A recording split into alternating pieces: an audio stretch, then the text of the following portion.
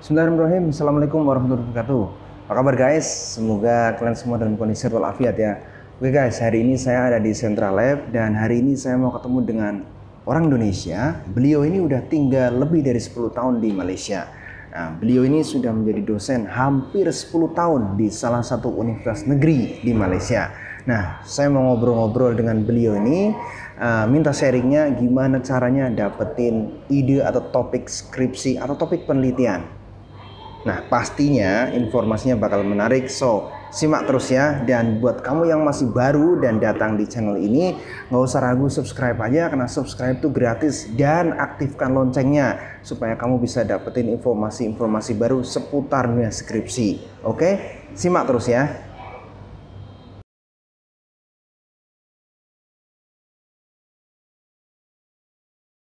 Assalamualaikum Pak Anwar.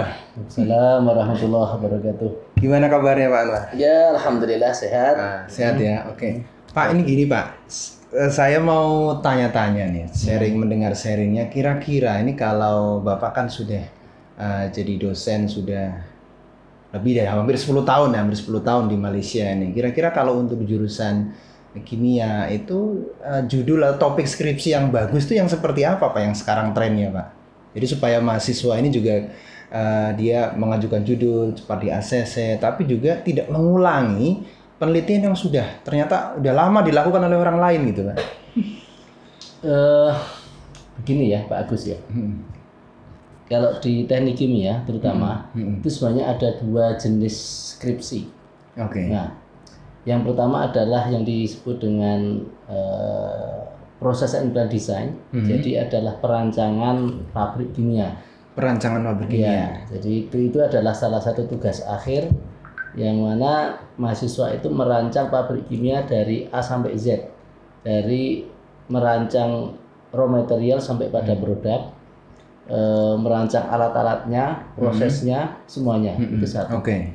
Yang kedua adalah skripsi dari segi penelitian. Segi penelitian. Penelitian. Jadi ini adalah mata kuliah penelitian yang nanti mahasiswa masuk lab atau simulasi. Nah, dua-duanya tugas akhir sebenarnya.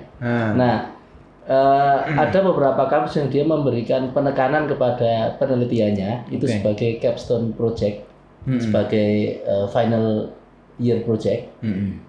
Ada kampus lain yang menekankan kepada process and plan design.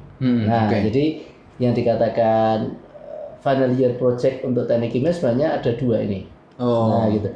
Nah, kalau dari segi topik, karena proses and plan design ini adalah merancang pendirian pabrik kimia, maka topik-topiknya adalah selalunya adalah topik yang berkenaan dengan produksi bahan-bahan kimia di industri. Itu. Jadi misalnya katakanlah the production of alcohol from fermentation processes, contoh itu. Gitu. Sintesis alkohol itu.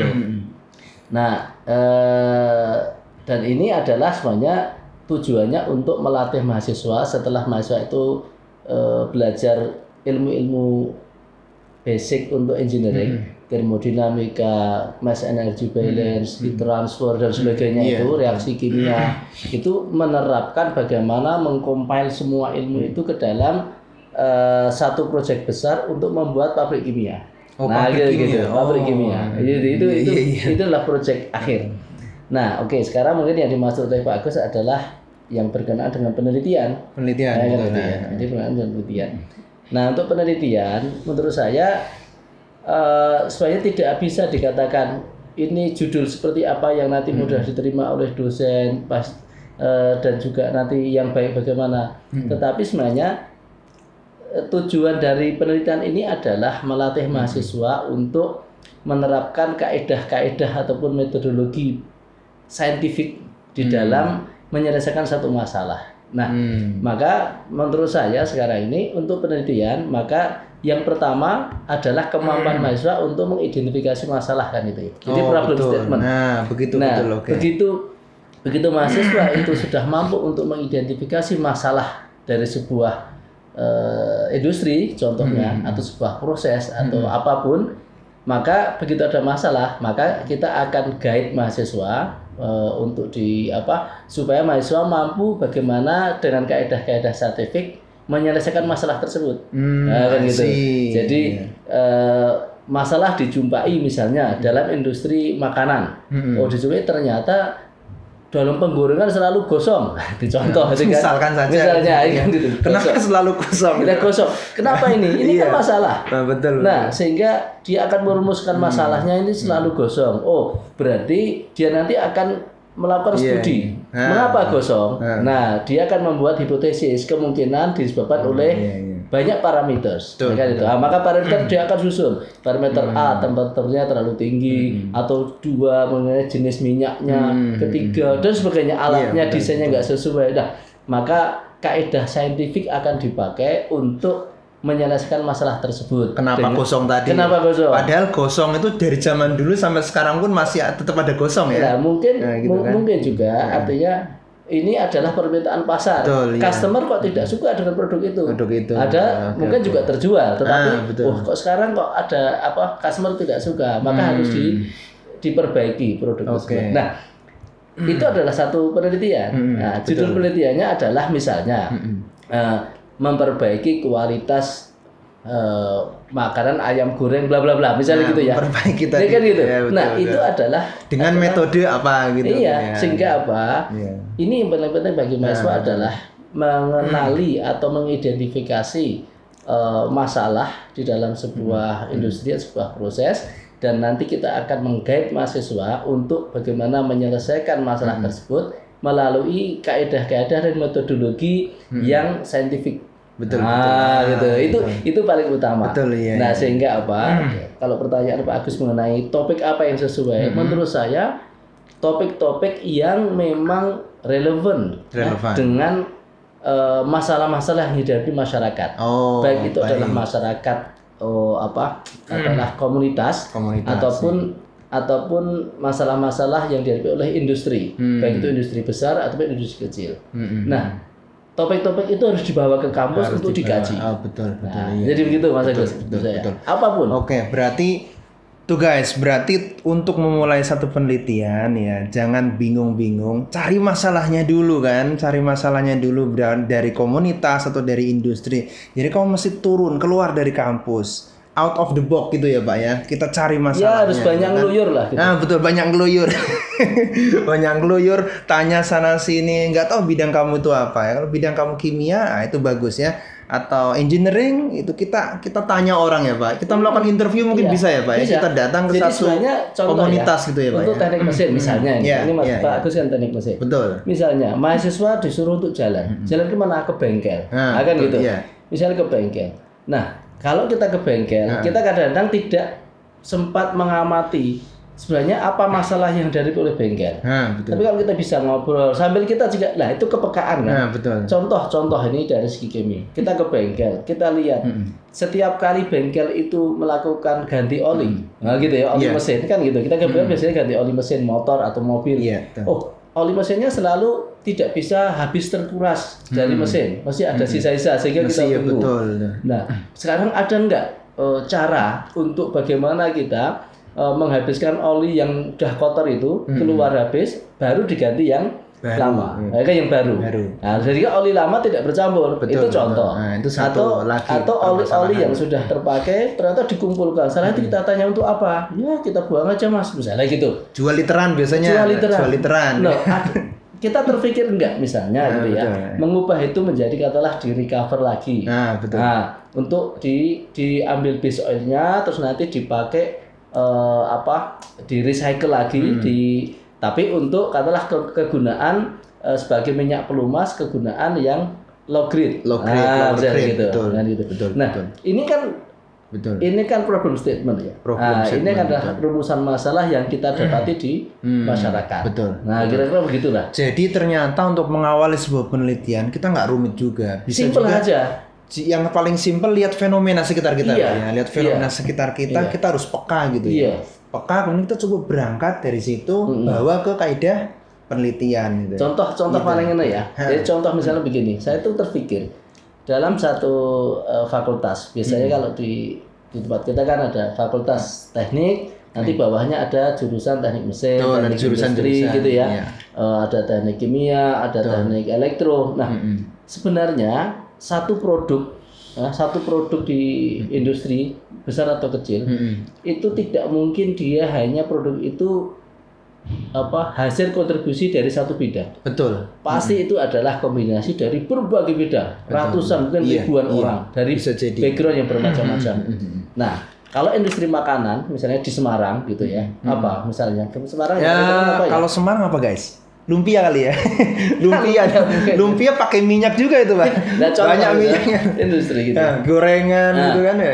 Kalau sebuah alat masak misalnya, kok ternyata ada keluhan dari produk, keluhan dari customer gitu. Nah, menyelesaikannya kan bagaimana ini menyelesaikan masalah dari berbagai bidang. Betul. Sehingga apa? Banyak jurusan teknik kimia mungkin melihat dari kualitas minyaknya, bagaimana degradasi minyak yang dipakai. Betul. So optimumnya dipakai berapa kali misalnya begitu kan dia bisa mengukur. Betul. Dipakai barunya bagaimana, setelah dipakai sekali ikut misalnya parameternya suhu dipakai berapa lama dan waktu. Nanti ternyata setelah dipakai sekian menit dengan suhu sekian terjadi degradasi minyak menjadi sekian. Nah gitu. Betul. Dipakai kedua kali terdegradasi lagi sehingga kalau udah dipakai 2-3 kali, minyak itu udah nggak bisa dipakai. Nah, ini kan harus dibuktikan secara saintifik. Iya, betul. Nah, mungkin orang teknik mesin melihat materialnya, tempat penggorengannya, mungkin gitu kan.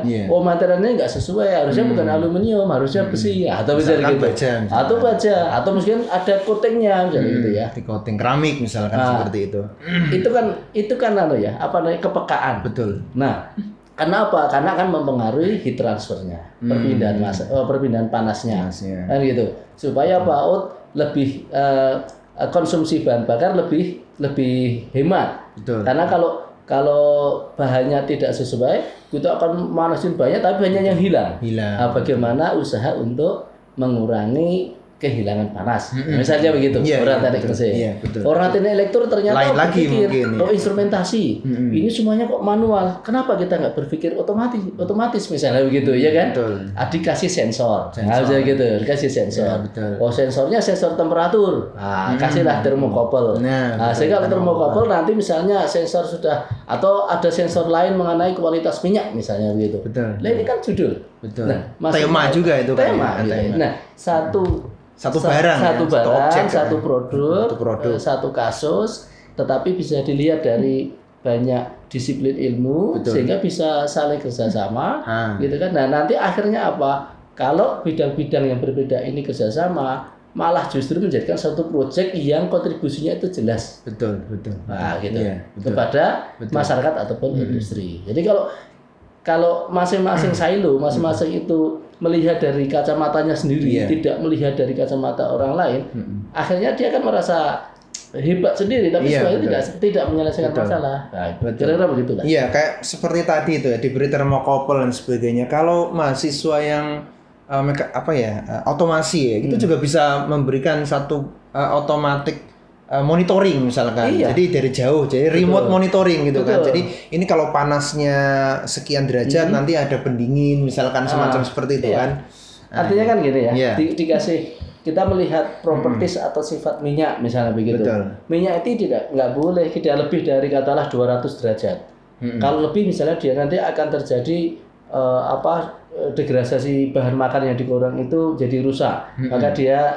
Maka kalau termokouple menunjukkan suhu tersebut tertentu ya. Nah, gitu. Berarti kan dia akan secara otomatis dia akan mengurangi suplai gas LPG misalnya begitu. Sehingga tidak terlalu panas lagi. Nah, itu kan satu topik yang luar biasa. Hasilnya malah lebih bagus. Bisa juga satu produk itu mungkin tambah yang sosial, misalkan dari sisi ekonomi gitu ya, dikaji ekonomi. Kemudian setelah ada produk ini bagaimana penjualannya, dari segi marketing misalnya gitu, bagaimana respon customer setelah itu. Betul. Terus dari segi produk dikaji sebelum ada inovasi dan setelah ada inovasi produknya tambah baik bagaimana. Nah kira-kira begitulah.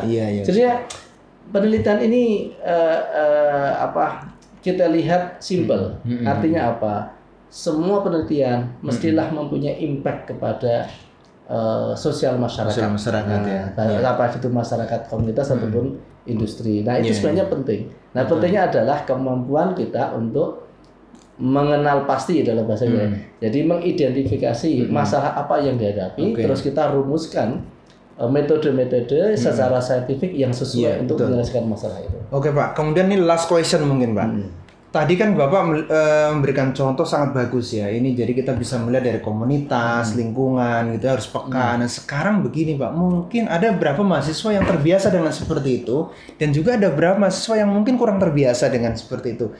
Pertanyaannya adalah bagaimana caranya untuk meningkatkan sensitivity in problem, mungkin seperti itu Pak. Gimana caranya untuk meningkatkan supaya mahasiswa itu, oh ini saya lihat ada masalah ini di sini. Ya nih. sebenarnya begini. Gimana ya? Atau banyak membaca atau Sebenarnya gimana? begini, ini tidak harus semuanya datang dari mahasiswa. Oh gitu. Artinya motivasi dari dosen juga harus ada. Oh berarti ada juga ya kontribusi dari Iya dong. dosen gitu Kalau ya. kalau mahasiswanya sudah punya cita-cita begitu, ternyata dosennya malah nggak mau kan susah. Nah, itu susah juga, jadi betul. Artinya kesadarannya harus datang dari dua pihak. Dua pihak, Satu, oke. dosennya juga tahu bahwa penelitiannya mestinya mengarah ke Mengarah ke sana. harus memberikan manfaat yang real kepada masyarakat ataupun industri, sehingga penelitian itu bukan semata-mata jadi paper atau jadi laporan penelitian selesai lulus, bukan, tetapi paling tidak ada kontribusi real kepada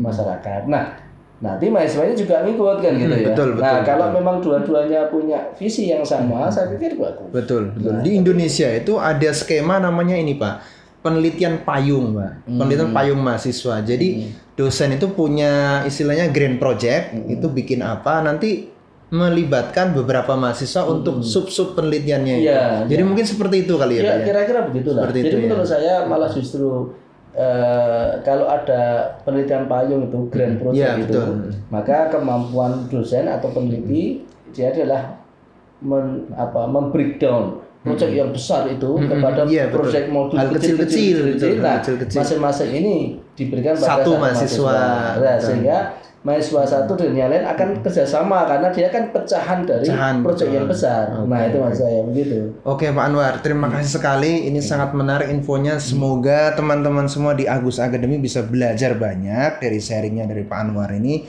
untuk gimana caranya mendapatkan problem statement untuk riset kamu. Itu aja. Terima kasih Pak Anwar. Assalamualaikum. Assalamualaikum warahmatullahi wabarakatuh.